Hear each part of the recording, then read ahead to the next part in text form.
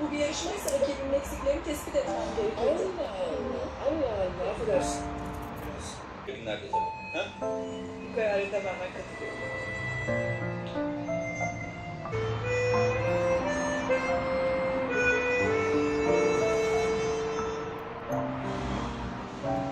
Yani tabii senin için de mümkünse şirketten canım.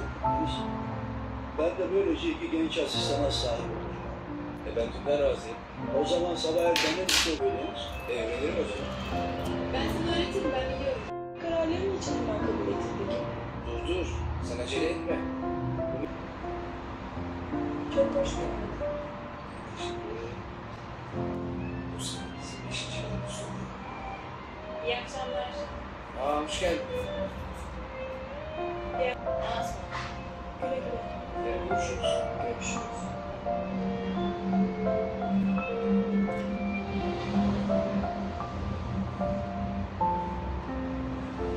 Kimse senin eline su dökemez. Herhalde orası. Olur mu hiç? Aşk olsun. Gittim dedi. Ay öyle her yere bırakma ablacığım. Daha yeni hastalıktan kalktı.